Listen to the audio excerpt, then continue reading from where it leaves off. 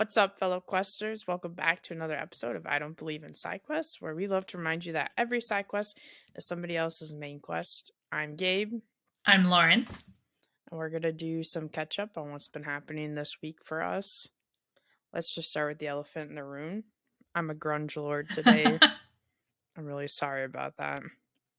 Pretty sure I've worn this sweatshirt on the podcast too, so I was kind of embarrassed about that, but I was like, I feel terrible. I'm in a lot of pain for my injection yesterday, and I'm exhausted. And I was like, going up to this, I was like, it's the first episode of season 2, right? I'm gonna look great. I'm gonna look nice. And then I was like, yes, I'm black on black on black. I got black socks, black pants, black underwear, black sweatshirt. I just full sent it. Well, it's funny because So. I always try to think, I'm like, did I wear this? If I didn't wear it in the previous episode, I'm good. You know, if I'm wearing the same sweater That's back true. to back, then we can have that conversation. But if it's outward of a week, then whatever. That's fair. That's That's fair. my perspective. It was more of like, I would told myself I was gonna look really nice, and then that's clearly not what Maybe happened. season 3. Maybe season 3 will get there. It's not just, yeah. You know what? That's the way to look at it. Season 3 will be bigger, badder than ever. It's like, I don't know why this made me think of this, but you know the apples to apples, and then like originally you had like Big Black Cock. And then the like next iteration was like bigger, blacker cock. And then the ultimate was biggest blackest. Cards Against Humanity or Apples to Apples? Maybe it's Cards Against Humanity is the non-PC one. Cards Against Sorry. Cards Against Humanity. Okay. Not Perfect. You're right. Not Apples to Apples. Sorry. But you know what I'm talking about. And it was like the escalation. Is that what our seasons are gonna be? I think so. Yeah. Maybe, yeah. I hope so. I guess. I'm not having like the BBC part, but like you don't know. We don't know what guests we're gonna have on. Or not that I'm against BBC. You know what? I'm just gonna stop. This feels like the wolf thing all over again. I just need to quit while I'm ahead. Coming in hot, everyone. So how did your injections go? Because we heard about them a couple weeks ago. Is it the same program that we were talking about 2 weeks ago? Yeah. So they took a higher concentration of my platelets, and they just put 2 cc's directly into my joint instead of like around the joint as well. And bless the assistant's heart, he comes in with 4 cc's, right? And I'm like, okay, that's what they did last time. Like, they always just have extra just in case, whatever, you know what I mean? Like, something happens. And he brings in the 4 cc's, and he's like, so you're gonna do 2 and 2, right? And I'm like, no. He started the doctor, but I was like, no. And he just kind of gave me a look, and I was like, do you know how much fluid 4 cc's? Like, he's obviously holding the syringe with the 4 cc's, but I'm like, do you know how much fluid that is? He's like, yes. And I was like, the ankle doesn't hold that much. That's too, you can't do that. Do you know, they can't. And the doctor's like, yeah, we're not going to do that. That's not how it works. And then he went on this like whole spiel about he talked for like 10 minutes. So I had to stare at the syringe waiting for the terrible part to happen as he goes on like a rant about how many cc's you can put in different joints. But then the other thing too is like, because my thing is inflamed and stuff, I obviously have excess fluid already in there. So like, even though it can handle 2 cc's, it's still like, it hurts a lot because it like I think I talked about this. It like displaces your joint, you know, like it makes it go like this, which isn't a great feeling. But I don't know. It really hurt yesterday. It kind of hurt today. I'll be honest. It really hurt today. That's why I went and lay down when I got home. I was like, all right, text me when you're ready. Just be in I bed. don't know if I'm sick or something, but I also spent several hours today just like lying on the couch scrolling on my phone just because I had no energy whatsoever. And I was like, what's happening? What's going I on? feel that. So what'd you do besides today? My best friend was in town, the one who I went to the bachelorette of a couple weeks ago, or last month, I guess. So she was in town, so she and her mom and I went shopping, and we just sat down, just like hashed out what was going on at the wedding. Hmm. Because the three of us haven't been together since before she got engaged. And so this is our time to say, all right, we're going through the itinerary. We're going through like the decor plans. We're going through like what is all happening, who is doing what, what's happening with the vendors, what's happening with the location. So we really just like talked through and made the list of, because right now we're 1 month out from the Mm-hmm. wedding. Mm-hmm. So we really just went through the whole, um, yeah, the whole concept and just said, okay, what do we still have to do? What can be agreed on now? What do we need to bully the groom into agreeing on? So it was just really nice, and I haven't seen her family in a while. So yeah, Well, you got it to was see the good. whole family too, not just her. Mm-hmm. Oh, that's nice. Mm-hmm. Yeah, I was over at their house yesterday.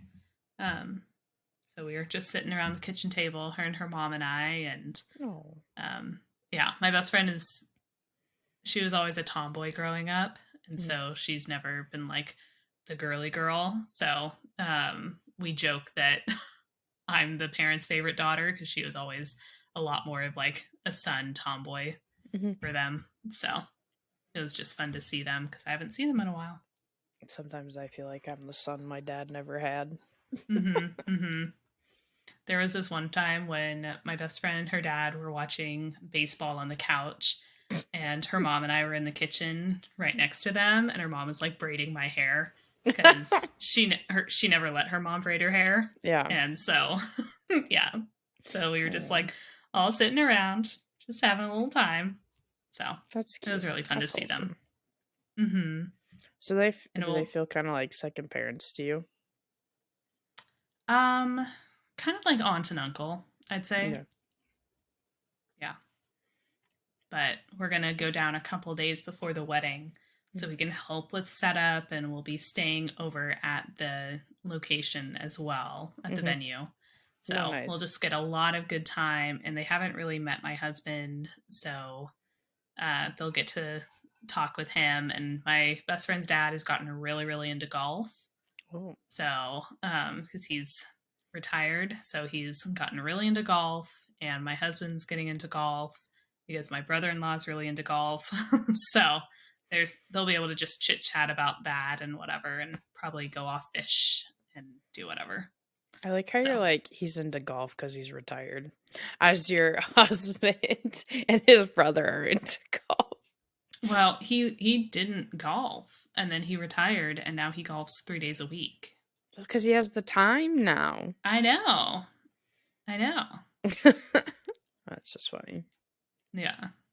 So he's and my dad is doing some golfing as well. So, yes, all the men in my life are now just like all excited by golfing.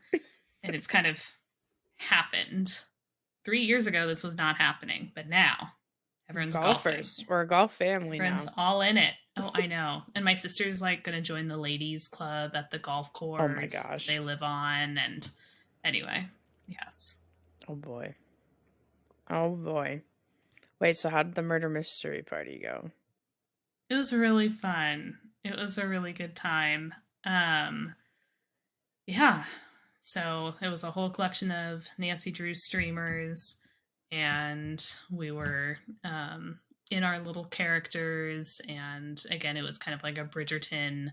There was a mystery kind of poison pen gossip girl style Hmm. um, person that we were all trying to figure out who it was. And in some murder mystery games like that, there's like a predetermined uh, murderer Yeah. or Yep. criminal or whatever that we're trying to catch. This one, it truly is just you assign everyone to characters and whatever, and then partway through the game, the person administering the game um, just kind of has a random selector for all of the cast that you have. So Mhm. if people drop out or whatever, it's not going to totally mess up the whole game, which is really nice because it can be a Right. little bit more flexible. You can just say, oh, well, I think we don't need this character, or we didn't have anyone that really fit this character, so we can leave them out. So that was really Right. nice. Right. But yeah, it was fun. We all got to do little accents, and Did you solve it? Did you figure it out? I did not. I had no idea. The last one we did, where there was um, a preset murderer, Mhm. they laid out enough clues that most people did get it if they Right. were paying attention. Mhm. This one, a couple people got it, but it was based on vibes rather than actual any Like evidence or evidence. right. Yeah. Because again, because it's chosen partway through, there isn't like a lot of setup, and there was less, I guess, information given to us about our characters. The characters were Right. just less developed, Right. which made it a little bit harder to like truly try to understand Embody. what we're all about. Yeah. Oh yeah, that too. Yeah. But it was a really good time. It was really, really fun. My dear friend Tina Balducci runs those. She'll be running another one in October. So stay tuned for that. Fun. Fun. Yeah. All right. Well, the kind of maybe not the well, yeah, kind of like the goal of this episode is just to talk about kind of our thoughts for season 2 and going forward Welcome and to season stuff. 2, everybody. We're here. We did Yeah, it. we did it. It's been one whole year since we started podcasting. Yeah, that seems Just so crazy. wild. It does. It seems crazy, especially because we took, kind of such a long break unintentionally. But Unintentional hiatus. Yes. yeah, For about honestly, 7 months. oh yeah, it was, wasn't it? Yeah, something like that. I It was was a like, full half the year, yeah. are we even gonna come back to podcasting? I was like, has Sweetie abandoned me? Have I abandoned her? Like, what's Both what's questions, yes. what's going on? Are we ever gonna be back together again? But we did come back. So Spoilers, yes. spoiler We alert, did. we came back together towards the end of the season, okay? It was just like mid-roll ads that just took forever, all right? Sorry. But to kind of recap, season 1 and what we did for it. It definitely started out and throughout it was more focused on Nancy Drews because the books and the games. No, wait, what am I trying to say? Because that's kind of what brought us together. But what I was trying to say, sorry, is that like we covered the book aspect of Nancy Drew and like character herself and how she came to be, and we also talked about the games, and then obviously we've been reviewing the CW TV series. But it was kind of like the roots of our friendship. Nancy was how we met and what brought us together, and it was kind of like the starting common ground for our friendship. Obviously, I think we have a lot more in common now, but that was like where it started. And then we delved into the games of 2022, and we saw what was coming up. But then we also reviewed how it went, and we talked about what's coming out for 23. Allegedly. I'm hoping it'll be better this year. I feel like we finally made it through the pandemic stuff in the sense of like all the backup and moving dates and stuff. I feel like people were just holding on and just kind of hoping that they wouldn't have to delay. Yeah. And then kind of were like, yeah, we actually will. And then I feel this year if it's not coming out, they've already said it's not going to happen. We're going to extend it out. Yeah. Yeah, they So I just think kind we of were full just able to committed. be more realistic. Yeah. Mm-hmm. Well, I think so far we're pretty much so good for all the games. I mean, not just the games I listed, but like when I was looking at the big, huge, extensive list, it Mm-hmm. seemed like so far we've been pretty good about things coming out. So, Yeah.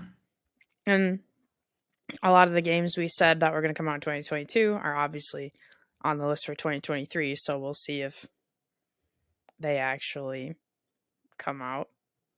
Fingers crossed. Um, we started with having the tea parties, and then we kind of didn't have that. I'm hoping one day they'll come back, but I feel like we need input from the community for those to come back and not just our drama. You know what I mean? Mm-hmm. Um, They're tired of hearing about us. exactly. They have to hear about us all the time, anyways. And so instead, we kind of switched up towards the end of the season to having the female developer spotlight to kind of end out the season and not the season, but to round out that each episode and just really shine a light on the awesome females developers in the industry and like get that out there. We also started to dip our toes into more of the gaming industry dynamics. So we talked about the esports. We talked about just kind of women in general in gaming and like the stats with that and like kind of the big thing is that it makes me so sad that women don't really consider themselves gamers. Like if they're not in the quote unquote like hardcore stuff, it's just they don't really consider themselves gamers. And I just want each and every one of you to know. If you play a game, even if it's just mobile games, okay, you're a freaking gamer and don't let anybody tell you otherwise. So I think Yeah. I also just wonder about, you know, the label of gamers. Like, I feel like it has a stereotype. it has a stereotype, and so I guess I'm wondering how important it is that people consider themselves gamers, or if it's just more important that people who. Because the reason we want people to not feel weird about being called gamers is because then people react weirdly or Right. try to call them out. And so it's more of the hey, hmm don't be rude to people, even if you disagree how they're like it's the gatekeeping, Right. it's the saying, oh, well, don't label yourself as this and this when it doesn't matter if somebody feels that they're a gamer or that they aren't a gamer. What the Yeah. problem is if somebody says they're a gamer and you think, no, they don't count, hmm keep that to yourself. It literally does not affect you. It does not matter.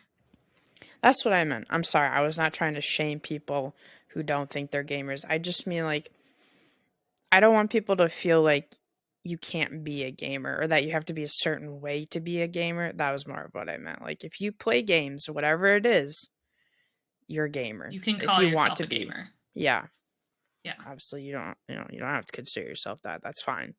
Just Right. If that's an identity tag that you would like, mhm. use it. Like, you can call yourself a gamer. It Mhm. doesn't matter. Yeah. I I don't don't feel like care. If you only play the Kim Kardashian game, you're a gamer. If you play Bejeweled, and we know ladies love Bejeweled, you're a gamer. If you are a 60-year-old woman playing Farmville, you can call yourself a gamer if you feel like a gamer. And no just one live your best should life, yell baby. at you for that or make you feel weird about saying that. Exactly. Exactly. So I don't know.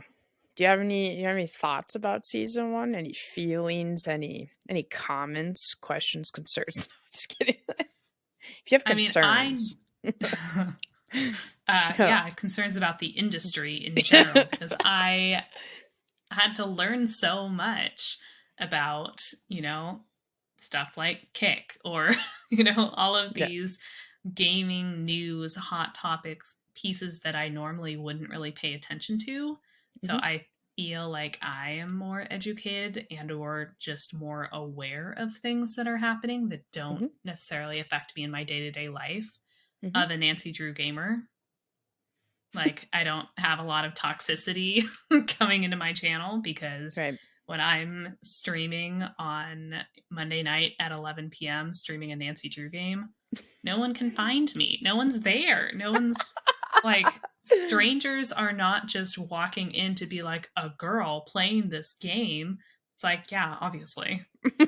Hello. 90% of us. Yeah. But so I don't know. So I don't run into that toxicity because I don't play a lot of those FPS. I don't play COD. I don't play any of those other games. So I'm lucky enough to be pretty insulated from a lot of that. And so Yeah, doing I've research tainted or you. learning from you firsthand about what sort of things that women really get into. And I watch TikToks of women who play COD or whatever, and they're, going around and interacting with just men, and they say hi, and the men just go ballistic. They And it's go like, what is berserk. Oh my happening? gosh. It's so wild, especially because my husband games a lot, Mhm. and he and his friends, and I've gamed with them and whatever. Again, I'm not playing COD. I'm not doing a lot of those, It's okay. but I am playing with men Mhm. who do a lot of gaming. Mhm. And yeah, they'll like joke or tease each other or whatever, but it's not toxic. Right. Like, that's so just the people that I play with. So I know it can be done, my dudes. I know it can happen, My but bros. figure it out because I I truly I don't even know how to unpack what so many people out there are doing. I thought you were gonna say you were concerned about the massive break we took, and I was like, well, yeah, that's kind of concerning, I suppose. But we've been pretty consistent since we came back. We've held it together, Mhm. Mhm. even Mhm. through the monstrosity of the Sherlock Holmes game. We've held it. So Mhm. Mhm. she's like, let's not talk about it. Let's not even think about it. Yeah. Well, one of the things we wanted to talk about with you guys kind of was what our goals are for season 2. And preface, they might not all happen. Maybe none of them will happen. And you know what? That's okay. But what we would maybe hope would happen is obviously we would like to continue with weekly uploads as best we can. However, we both are busy. We both got stuff. We both have a life, unfortunately. Like, how crazy. How dare you, sweetie? Honestly, how dare you? I'm just kidding. I'm just kidding. You're like, shot Oh, through this the is heart. me. No, that's both of us. We both have, whatever, our own things. So, obviously, depending on how things go, we could maybe switch back to every other week. Or maybe we do for a little bit and then go back to weekly. Who knows? But at least staying as consistent as possible, I think, would be the overall generality of that goal. We will Um, absolutely do our best. yeah. I think our big things are consistency. We want to start having some guests for this season, and we Mm-hmm. want to do more collaboration and community building. So, whether it's inviting guests we know, or maybe we try to reach out to some of the female developers we're spotlighting, or whatever it is, we want to try doing that. I say those are two big things. If we accomplish both of those, I think we're rocking it, rocking, socking, whatever. And then Robotin. robotin exactly. And then I would say kind of our maybe not sub goals, but like not less important goals. I don't know what to call them, but kind of just our extracurricular goals. If they happen, great. If they don't, it's okay. Is being more active and interactive on social media. That's like the mid goal. There's like the two high goals. This is probably our mid goal. Like if we can accomplish all that and then this.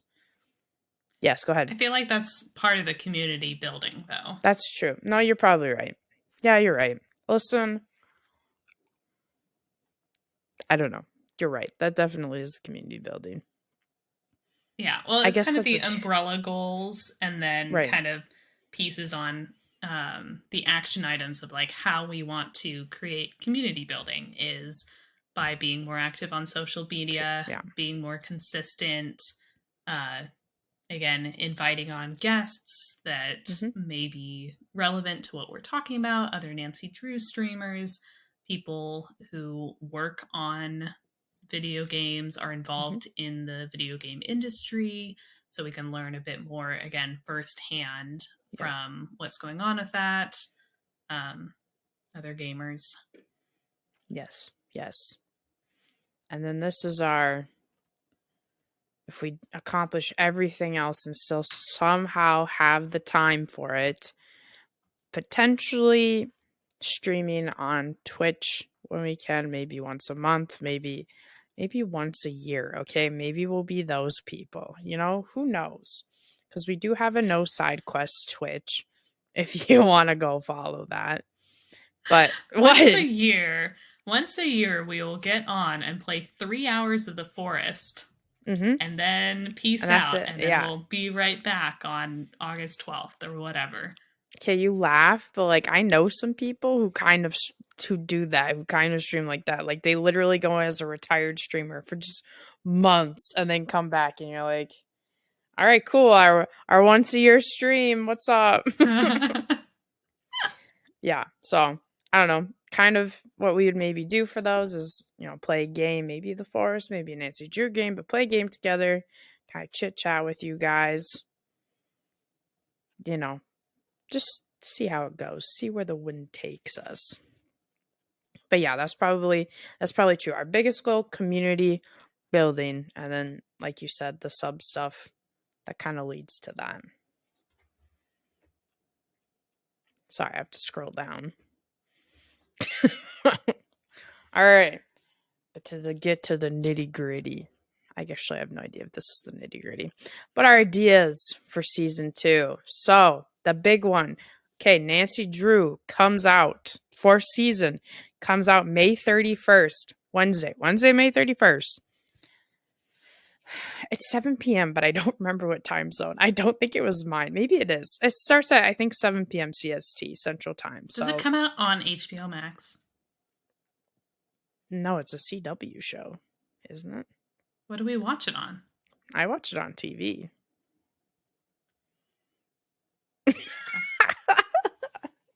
I'm gonna have to figure out how I'm doing uh, that.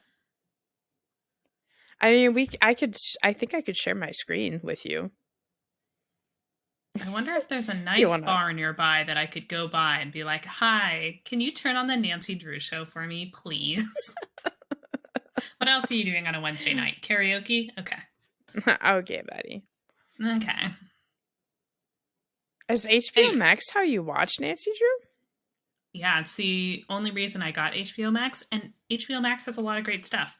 But it is going to turn into the Max thing and get rid of the HBO piece, and then they're going to change all their pricing. So, but yes, they Oh, are on HBO Max. So, right? I'm trying to think how I watch them because that's not how. You know what? Oh, actually, I think I did. Okay, so we use YouTube TV like for our cable and stuff, and I think they had. Oh, I think I recorded before season 3. I think when they did like the marathon, I recorded all of the episodes, and then I think I was able to just binge them. That's probably how Hmm. I did it. So, yeah, Anyway, sorry. Yeah. So that's long story short. it's coming out May 31st. And so we're going to be watching it, live in real time. And then every episode, maybe in the beginning, kind of during our catch up, we'll do a small recap of what happened in that episode and maybe our thoughts and stuff on it. Obviously, Segments. yes. Yeah, that was kind of why I was thinking. I don't know. Yeah, so yeah, our next segment will be gaming news. So we're for sure going to be continuing following the Her Interactive, keeping you guys up to date on what's going on with the new Nancy Drew game, hashtag ND34. Also, we have a thread kind of keeping track of everything and giving our thoughts on our Twitter. So go check out the No Side Quest Twitter if you want to keep up to date with that and follow that. Mm-hmm. Um, With all her interactive puzzles and tweets and um, keeping track of some of the key things that people are solving from the puzzles. mm-hmm, mm-hmm, mm-hmm. We're going to be continuing to have the female developer spotlight at the end of each episode. So please, please, please send in any recommendations you have to either our email, nosidequests@gmail.com, or again to our Twitter at nosidequests. Because Please, we're we definitely want hitting them. a lot of the bigger names right now, but we also Yeah. want to spotlight some smaller names that maybe are not in the news as much Mm-hmm. or that are making a splash but not maybe at the top levels. Yep. So we'd love to know names of anyone who is making moves out there. Mm-hmm. Mm-hmm. And then we also would like to review some games by female developers. So also feel free, holy cow, to send us recommendations on these. Ones you enjoy having watched, or whatever. Let us know, okay? We Because want to it's know. very hard to like. Is there something on Steam that is there a tag for like female developers or female I don't led? think so. I don't think so. Because it's hard to find, like, you can find lists of like, games made by female developer teams or by a singular woman developer. You can find lists of that, but that's stuff that covers 2010 to now. And if I just want to know, hey, what's coming out this year or came out last year or whatever, that's a more recent, just quick hit, like, Yeah. what are some games made by women? Mm-hmm. I can't just go and find that Right. on Steam, or I can't just easily search that.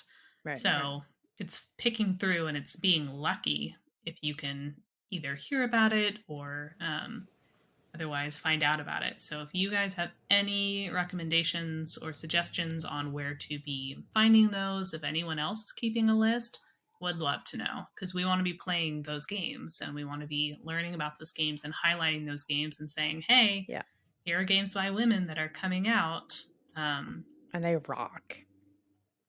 Yeah. Yes. Yeah.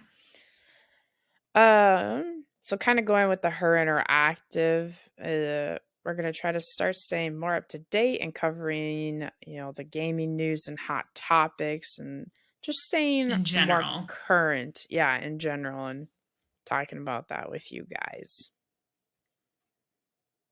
Yeah, I don't know. You got any final thoughts, any excitement for the new seasons, things you're looking forward to besides that we get to see Nancy Drew season 4?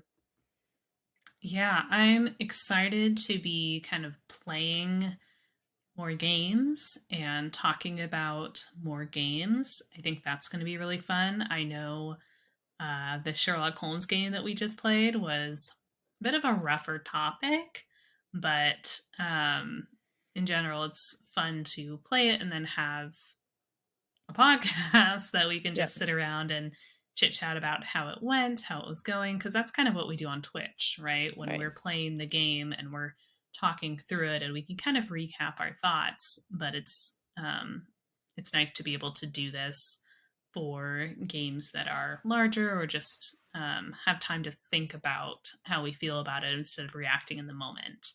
Right. So I'm excited to do that. I'm very excited to keep researching and learning about the women in the industry. I'm very excited about that. I'm excited for segments on hot topics, because again, this is making sure that I'm still keeping up to date on what's happening in the gaming news. I feel like we should call this segment Hot Gaming News, because it combines the hot from Hot Topics, but then like the focus of our gaming news. I think that's maybe not. Hot Maybe there's games in better. your area. Yes! Wait, I love that. Welcome to Hot Games in Your Area. Oh, that's awesome. I have to type that. That's a 10 out of 10. It's the vibe you were. I It ripped really off you. was. It really. I knew where you were No. going with it. Hot games near you. Swipe, swipe right for the. Is it swipe right for the ones you want? Like if you want to match with those games. I don't know. I don't know my left from my right, so I don't know. And Didn't you B, I have learn to not like? dated in. Okay, here's the thing. So I'm left-handed. Okay. Wait, so then I'm shouldn't you left-handed. know what the left hand is? Because it's your dominant Yeah, one hand? would think, except in preschool, Okay. my teacher messed me up because she kept being like, your right hand is the one you write with. And that has just stuck in my little brain throughout my entire life. I get better, but sometimes you catch me off guard and I'm like, don't know. I I have like a was taught. callus on my middle finger on my left hand from how I hold my pencils. And so sometimes if you just see me kind of like Yeah. poking my finger where the callus is, I'm like, oh, left, this way. Just do this. Okay, and then look at your hands. Which one makes the L? Right, but it's a lot more subtle if I can just kind of Well, you can. stroke my But I'm just callus and be saying. like, the writing hand. That's how I was taught. That's how I was learned. That's what I was going to say. That's how I was taught to distinguish. It's also more subtle instead of just walking around, just being like, left. If I kind of liked just it. have It looks, my little no, but like callus. act like you're like sizing up the thing. Okay, you know what I mean? You're like, right? You're making yeah. If you make it, really act casual, like you're doing guys. something. Nobody. If you act like you're doing something else, okay, who's gonna know? And who's gonna have the balls to really question you? Okay, you have to do it with absolute confidence. And you just put your hands up and you start acting on whatever you're doing, okay? And they're gonna be like, okay, I don't want to look like a dumbass if I say something. So exactly. Okay. That was a little finger camera action for listeners at home. For those of you too young to know. I'm just kidding. Yes, hot games in your area. There was something I was going to say to something you said, but I totally forgot what it was, and now I'm not going to remember it. Oh, I'm really excited for having guests, because I know this was something we had talked about for season 1, but it just didn't quite happen, and that's okay. We're figuring our stuff out. I feel like we're kind of more in a groove now. I think it's a lot easier for us to talk now. Like, I feel like in the first couple episodes, especially for me, it was just very, I don't know, awkward and like uncomfortable. Like, you would hit the start recording and I'd feel so self-conscious. I feel like you remember those days. And now I always have to hit start record. That's because I gotta launch us. You do. You really do. It's like a mental thing for me, but it's also so I can just keep my notes up in front of me so then it looks like I'm looking at the camera. But it doesn't, I don't know, I don't feel self-conscious anymore. I'm just kind of like, yep, here we are. Yeah. But I feel like we've also like talked a lot more and shared stuff where like I feel like I can just be very open with you. And I mean, maybe you're gonna judge me. I guess I don't know, but I don't feel like you're gonna judge me. I feel like I can talk about it. Although, just except judging for you the wolf whole thing, time. I really felt like you judged me with that. So like, it was not judgmental. I really felt personally attacked. Like I dreamt of. I'm just kidding. You know very well that was not judgmental. I was just trying to understand. I was just trying to get at the heart of the matter, where you were coming from. Remember what we were talking about that sent us down that. We were talking about Twilight Princess. And it was during the female developer spotlight, wasn't it? You're right. Yeah. Yeah, sure was. We were talking about Twilight Princess, and then you were talking about how the Avatar could like come over with you. I don't know. And then you mentioned something about a wolf. Oh, the amiibo. Yeah, because in Twilight Princess, Yeah. Link turns into the wolf sometimes. So you could Yeah. bring the wolf into the Breath of the Wild And as then an I amiibo. just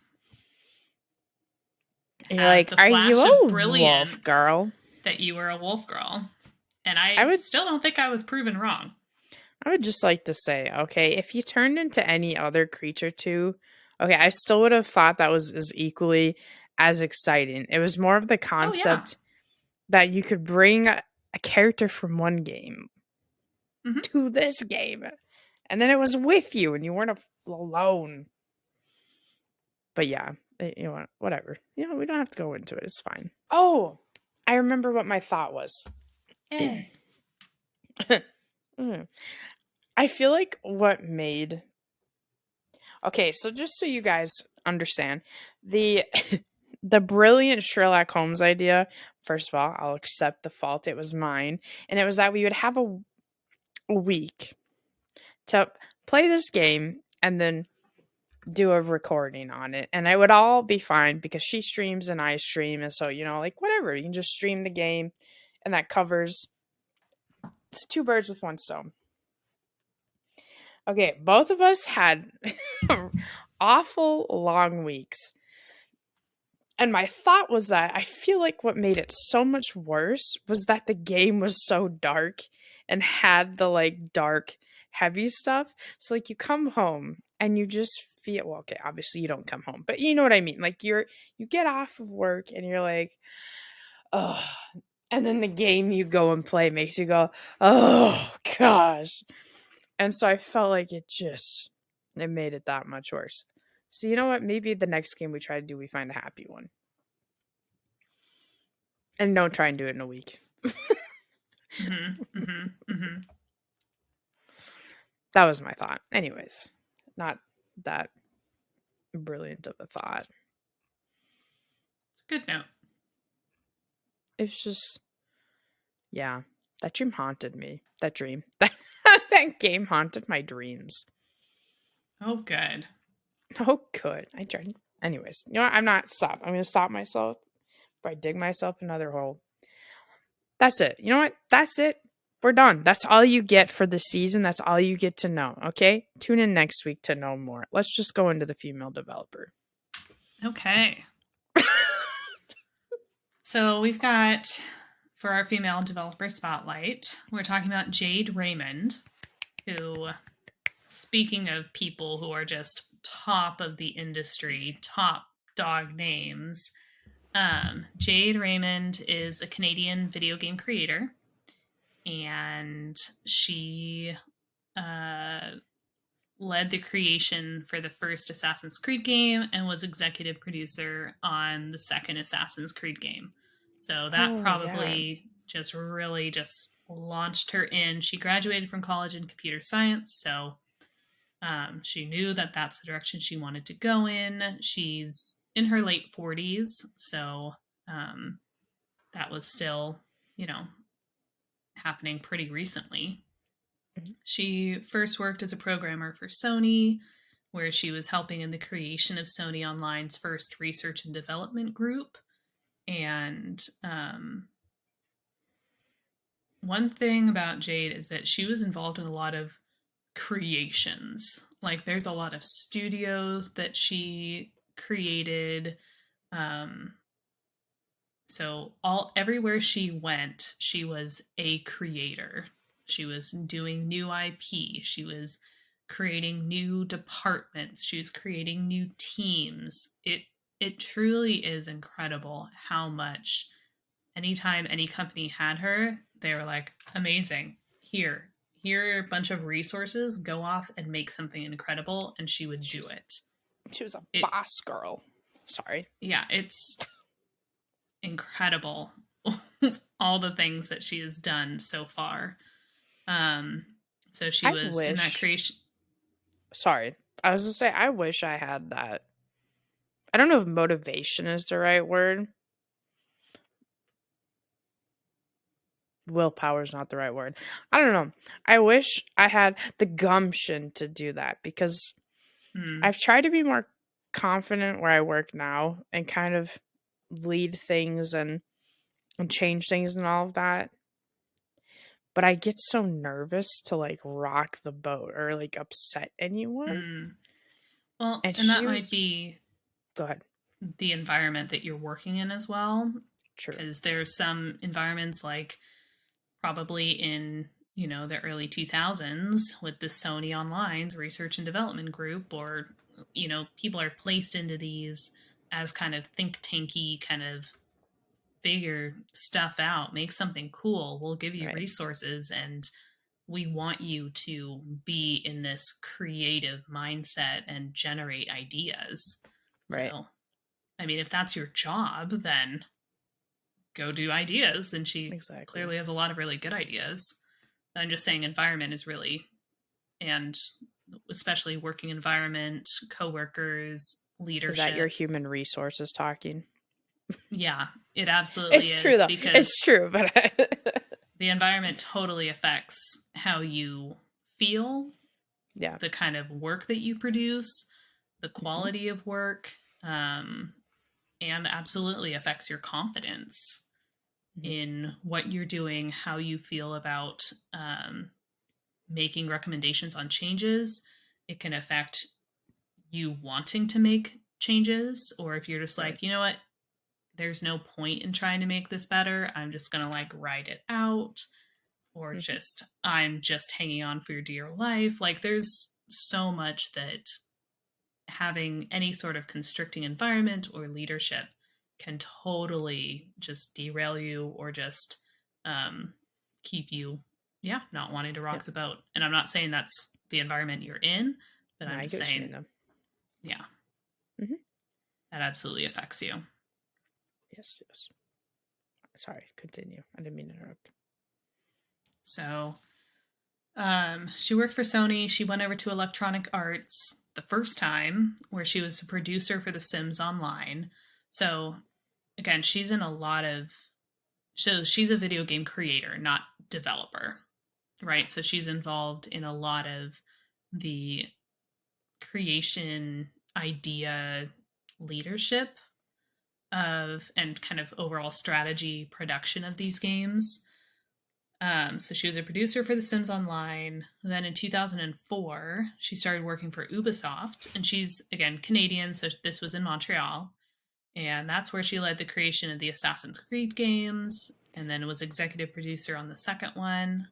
So after she was executive producer on Assassin's Creed 2, and she was otherwise involved with 3 and 4, she was the executive producer of just new IP in general at Ubisoft Montreal, which created games like Watch Dogs and then Mighty Quest for Epic Loot. And then in 2010, so 6 years after she started working for Ubisoft, they sent her off to Toronto so that she could build out a new studio for them over there. And so she was managing director of their Toronto studio.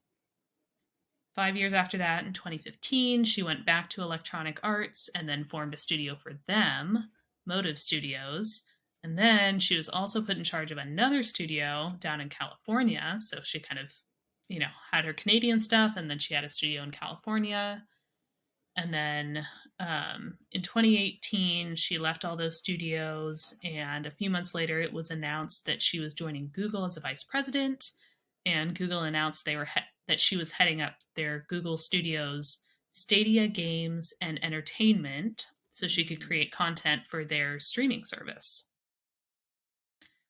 Also, in 2015, she was on the board of directors of Women in Film and Television International, which is a global network dedicated to advancing professional development and achievement for women working in all areas of film, video, and screen based media.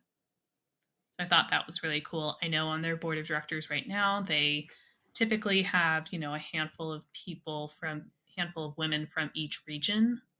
Right now, I think there are two Canadian developer or directors.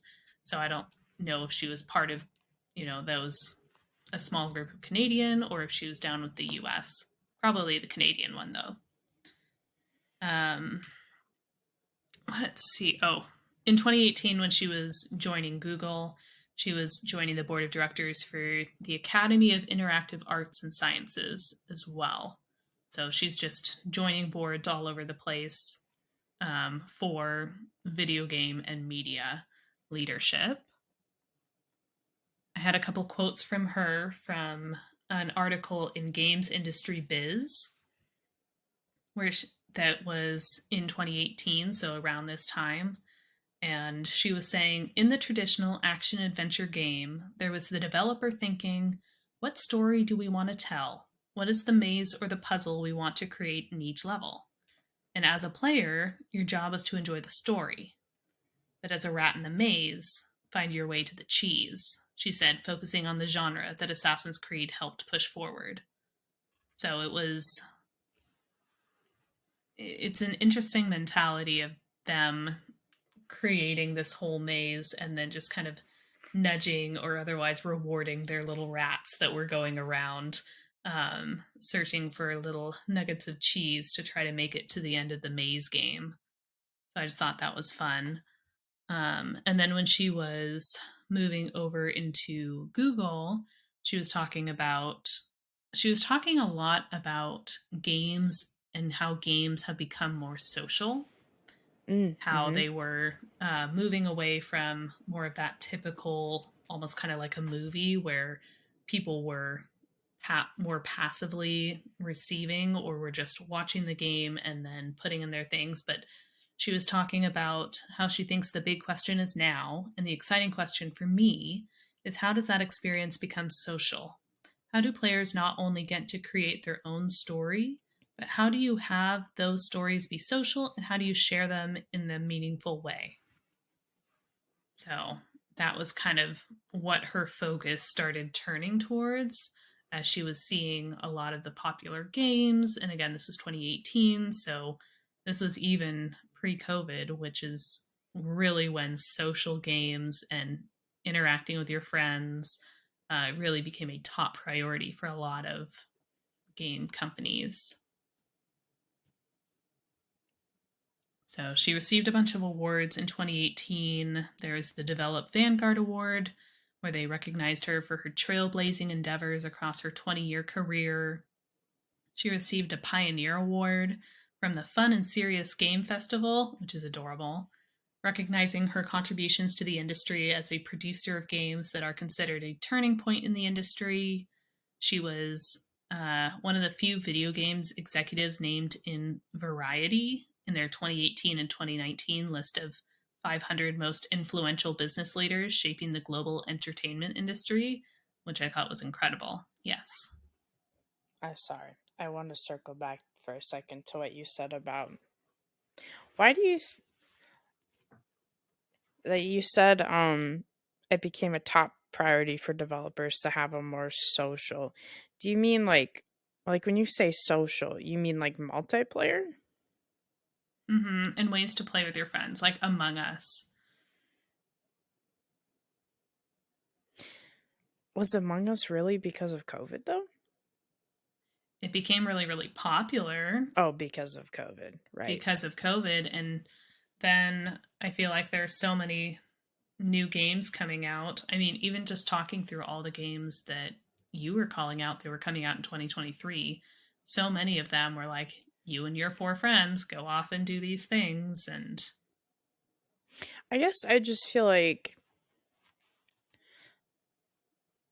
it was already kind of a big thing, especially like when World of Warcraft really took off. I mean, it's been mm, popular for a long time, hmm but I feel like that really pushed socializing in games and like Call of Duty and all of that. Like hmm I guess I maybe this is just because okay, I'm not trying to say I play more games than you, but I play a wider variety of games than you. hmm I guess I feel like I was already seeing a ton of multiplayer games, but maybe that's also because I actively search for those. I don't yeah. know. I guess I didn't feel like I saw a change. That doesn't mean there's not a change. I just Would you say they became more widespread or that the audience that's changed? what I think. As I think they became more popular. It's not that I think more were necessarily being created, but all of a sudden, like you were saying, it was that everyone was being home and the way to interact really with your friends was through that. I think they just became more popular, more well known, and I feel like now that's become kind of a gaming norm, maybe is the way to Mhm. say that. Mhm. Yeah. I agree with that because pre-COVID, I don't think I had I mean, I don't like playing games with randos. Mhm. So, like PUBG where you're not like interacting with the other people, Right. but they're other people, that's okay. Right. But getting into a group or joining a server with random people is never something that I was feeling comfortable with Right. just because I'm not comfortable with like skill levels or like I'll play with my husband and his friends because they know my skill levels and Mhm. they can if they're okay with playing with me at my level, then great, cool. Um, but I think there have been a lot more games where you don't have to have like a lot of like Among Us or any of those other games that have become really popular that aren't first person shooters that you can pounce around and play with people at all skill levels. Yeah, well, I was gonna say because you mentioned the FPS. I mean, before 2018, there was more than just FPS. I mean, there was tons of Right. multiplayer survival games. Those I think started to become more popular. Um, a big one I feel like became more popular is party games. So Among Us is like a party game Mm. or like Mm-hmm. couch games. You know, we Mm-hmm. suddenly started getting a lot more of like you've got the Overcooked, right? But then you have like the like like inspired by that, right? Played Up was a new one that came out in the past couple years. I don't remember when, but it's like Overcooked. Like, I feel like we started getting a lot more of those because they Yeah. became popular. It's like you had quite a few party games, but like those got more. I feel like there's still quite a few co-ops, but I think because co-ops became more popular, I think games started really mm, like perfecting having a co-op because if you think about it, right, like Mm-hmm. Dark Souls has co-op. A lot of them have co-op in the sense that your friends can, I think, just help you fight a boss. I'm not an expert on this. Maybe they can do a little more than that. But like I always kind of felt like Dark Souls wasn't necessarily the true sense of co-op Mm-hmm. as like some games are. So yeah, I think I don't know what I was going with that. I don't know. Yes. No, I agree. I think specifically party games. Mhm. Mhm. I think that's probably a very good distinction. Yes. Yeah. But then I think I agree with what you said in the sense that I think because those became more popular, I think studios just became more aware of it that it was because it Mm. was coming more normalized and wanted. I think that's Hmm. something they think about now when they make games. So she joined Google in 2018, and then in February of 2021 she left Google. Um, and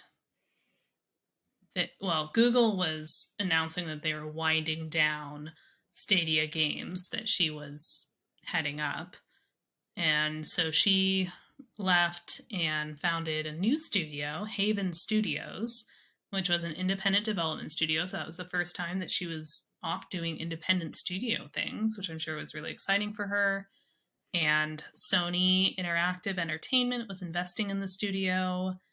And then a year later, they announced that they were buying it. And that was the first Sony purchase or its first foray into the Canadian games development scene.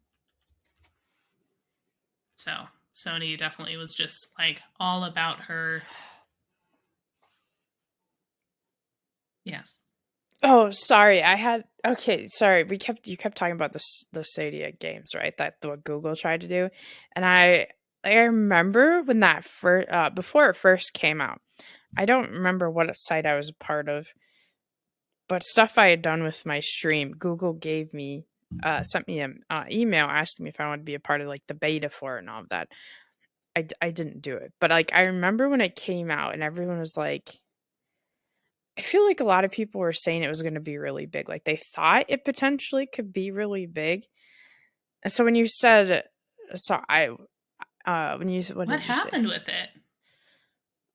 Well, that's what I was reading about. Because you said, where is it? She departed. Oh, because they said they were winding down. And I was like, wait a minute. Like it is stated as Stadia games not a thing anymore. And then I was like, I guess I haven't heard about it for a while. So I Googled it and I made this face because it says it was shut down on January 18th, 2023. So I was like trying not to laugh. Um it oh, okay. So while Stadia's approach to streaming games for consumers was built on a strong technology foundation, it hasn't gained the traction with users that we expected, so we made the difficult decision to begin winding down our Stadia streaming service. Then I'm like, okay, oh, here. Do you lose your games? You won't be able to retrieve your save. Oh, this is in reference to Destiny 2, but you won't be able to retrieve your save after it shuts down. Oh, that's awful. Sorry, was this like a Steam competitor? Um, Or so what it was okay, if I remember right, what it was trying to solve is that, right, so okay, right, so like Epic, Steam, and all of that, you download the game, right, and you have to have a certain amount of hard drive and all of that to do it. And so the point of Stadia was that you don't actually have to download it, you just like you stream the game, so you're not taking up all of this space on your computer, and you're supposed to be able to like seamlessly kind of stream the game to your computer to play it. Let me okay. So you're um basically buying access to the game. but I think it was more of a console thing. I don't really remember. Maybe it was a PC thing. Okay, what is Stadia? I think it was a console thing. I just want to learn more about it. Gaming wirelessly on your favorite devices and services. Switch your Stadia controller to Bluetooth mode to keep gaming wirelessly on your favorite device and services after Stadia shuts down. Okay, here it is. What is it and how does it work? So Stadia was capable of streaming video games to players from the company's numerous data centers at up to 4K resolution and 60 frames per second with support for high dynamic range. It offered the option to purchase games from a store along with a selection of free-to-play games. So there was I think there was also a whole subscription thing where that could also give you like the Xbox Pass. I think they had that thing, that kind of concept. But I think the purpose was to have access to more games and to not worry about download, how long it would take you to download and all of that. Like it was just a cloud gaming service was what it was. So I guess I don't know if maybe you could play it as PC. I really don't remember. No, I think it was a controller thing because they had like their own. I guess maybe it was to compete with like Xbox and PlayStation. Which is interesting because when Sony was investing in Haven Studios, she was there to create new original IP for PlayStation. Oh boy. Oh boy. Yeah. And then Oh no, Sony was it does just say like, PC. fabulous, we shall buy. Don't have to be downloaded to a console or PC. So I guess it was just to compete with everybody. Yeah. Anyways, sorry. I just had to look that up when you said that because I was like, I really haven't heard about that in a long time. But that's Jade Raymond. That's what I got. Her studio was bought by Sony, and I don't know what she's up to today. I mean, she's still in charge of Haven Studios, but it's now just owned. So she's still running Haven, Right. um, and it's just owned by Sony. I know she was on the McLean's Power List of 2023, um, saying Jade Raymond set out to do her own thing, is the headline. Hmm. Hmm. And her work on a secret Sony multiplayer title has become a huge talent draw, according to that article of just everyone wants to go and work on whatever secret Sony thing she's working on. So she's definitely the kind of person, like, originally she was doing secret stuff for Google, and now she's doing secret stuff for Sony. So anytime anyone wants to, like, um, again, start a new project or say, hey, we have this thing that we want ideas, or again, think tanky situation, they're like, let's call Jade up. Let's see what she's got, because she's got a lot of good ideas and she works with a lot of smart people, and she's going to run that studio and do a really good job. That's awesome. I think I found this one the most interesting.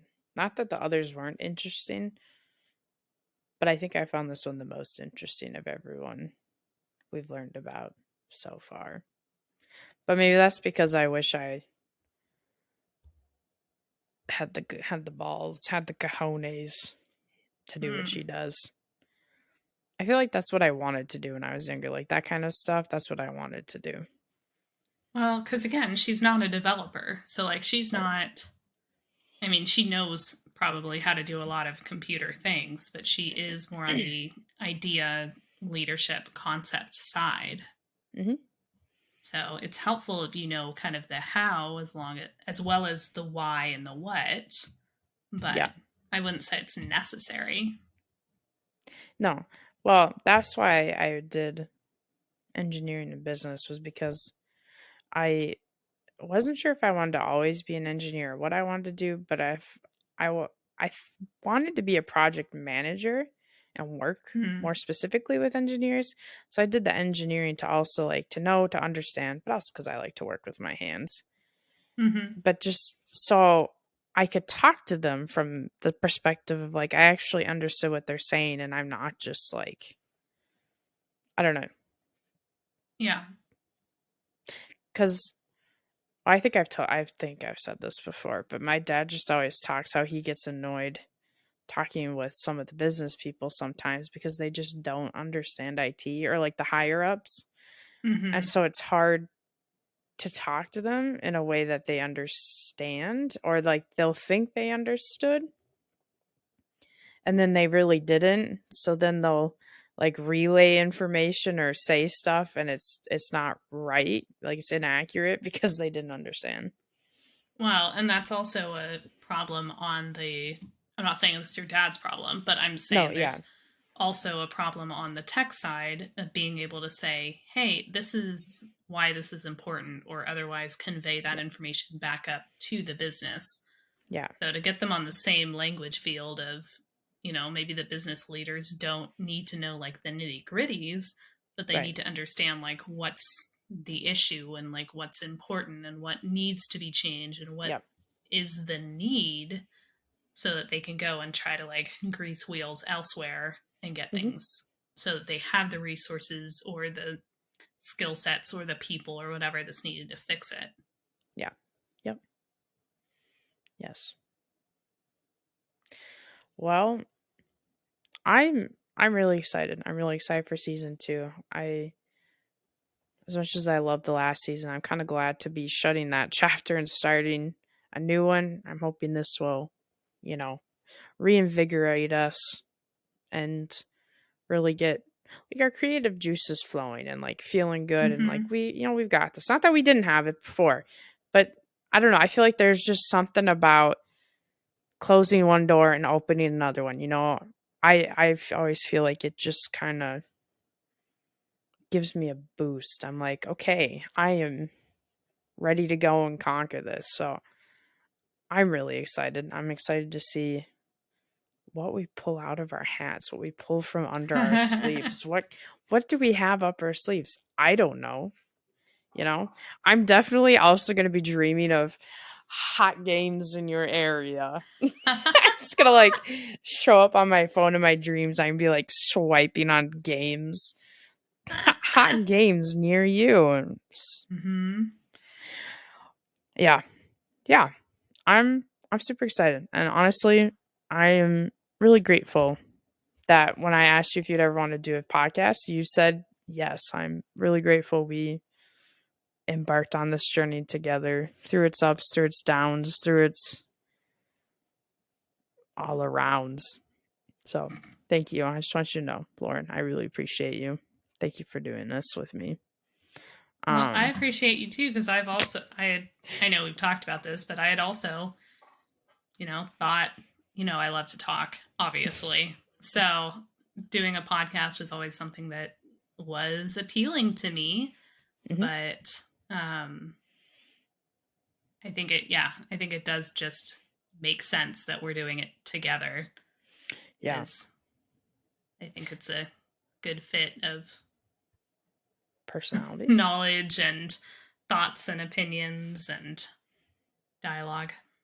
Yeah, because there's, quite a bit we agree on, but then there's quite a bit where we bring different perspectives. So like we have common ground, but then we're also bringing new stuff to the table and both, learning new stuff and growing together.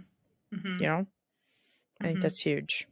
It's also a lot to take on as like one person. Yeah. I can't even imagine. Even if you're always having guests with you, like if it's you and you're always having to get different guests, it's just a lot. No, at that point you just hire an assistant or an editor or something else. You have additional help, and then you do some of the other businessy leadership type of things. Yes. Yeah. All right. Well, if you guys have a developer, game, or side quest you'd like us to talk about, or any local anonymized gossip you simply must tell somebody, let us know on Twitter at nosidequests. I was going to say .com. Oh my gosh. Or email us. .edu, baby. Or you can email us at nosidequests@gmail.com. And if you'd like to see our lovely faces during the podcast, we post each episode with video to our I Don't Believe in SideQuest YouTube channel. You can find me, Gabe, at nenyaadamas on Twitter, Twitch, YouTube, and Instagram. And you can find Lauren at sweetie_patat on Twitter, Twitch, and YouTube. Tomorrow's Wednesday. Wednesday is when she does, here's a plug for her, shameless plug. This is when she does her date night streams with her husband. So if you want to see some, are you on Resident Evil or are you doing Halo? Or is it a different game now? So we're still playing Halo. So some Wednesdays, he and I each play Halo on each of our Twitch accounts when we just play together. We're playing through Halo Infinite right now, which is really fun because we just get to pounce through and explore, and we haven't played it before, and so we're having a good time with that. But then sometimes we'll go over on his channel, Idaho Famous Potat, and we'll play scary games there where he'll be playing the scary game and I'll just be, rampaging around. I'll just be existing and having my little drinks and my little snacks. It's like I'm the passenger seat of the car, where I'm just like you're responsible passenger for princess. vibes. Passenger princess. I'm responsible for vibes. I'm keeping track of chat, everything like that. So I don't have to be locked into the game. And so I can just kind of be there for moral support. You're living your best life. I get to watch the scary game getting played and I don't have to play it. So it's great. All in all, 10 out of 10. 10 out of 10. It is. I've been there for a few of them when I can, and I quite enjoy myself. I think it's good vibes. All right. Thank you all again, Questers. We'll be seeing you in the next episode. Bye. Bye.